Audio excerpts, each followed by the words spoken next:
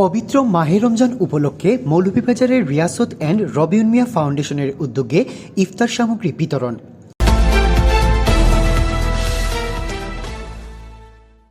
প্রতি বছরের ন্যায় এই বছরেও পবিত্র মাহে রমজানকে সামনে রেখে মৌলভীবাজার সদর উপজেলার ১১ নং মুস্তফাপুর ইউনিয়নের বাউরগড়িয়া গ্রামে অসহায় দুস্থ পরিবারের মাঝে ইফতার সামগ্রী বিতরণ করেছে সামাজিক ও স্বেচ্ছাসেবী সংগঠন রিয়াসত অ্যান্ড রবিউন মিয়া ফাউন্ডেশন।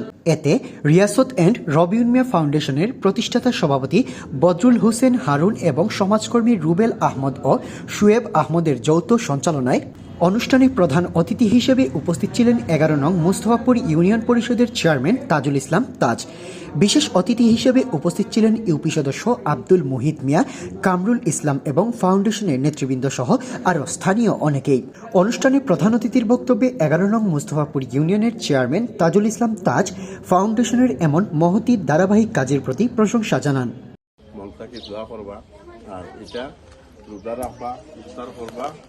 আর তার লাগে দোয়া করবা, আমরাও দোয়া করতাম। আর আমি খুশি হয়েছি বিশেষ করে কারণ ভাইয়ের যে উদ্যোগ প্রতি বছর নেই, আর তার নাম্বার লাগি আপনারা দোয়া করবা। বিশেষ করে আমি দোয়া করবো আপনারা সব পালাতা হয়ে যান। অন্যান্য বক্তারা তাদের বক্তব্যে বলেন, আজকে চেয়ারম্যানের বাড়ির ইফতার বিতরণের আর আগামী আরও ২-১ দিন পরে ওনার বাসার দোয়া হইব। তো উনি ন্যায়ের প্রতি উনি সবসময় এইভাবে আমরা ৩ মাস পর একটার পর একটা কার্যক্রম উনি চালাইয়া যায় এবং দিয়া থাকেন।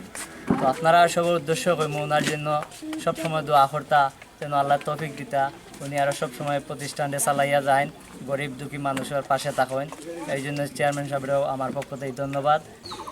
আল্লাহ রাব্বুল আলামিন পরওয়ারদিগার আলমে আমরা এই ইফতারি পাঠা এবং দেওয়া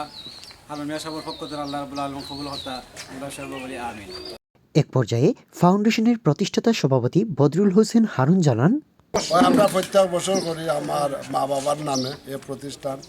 আমি এটার চেয়ারম্যান। সবসময় আমি রমজান মাসও ইফতারি বিতরণ করি। আর আশা করি আমি সবসময় চেষ্টা করবো এরকম সকলের দোয়া থাকতো আর সবসময় দিতাম পারি।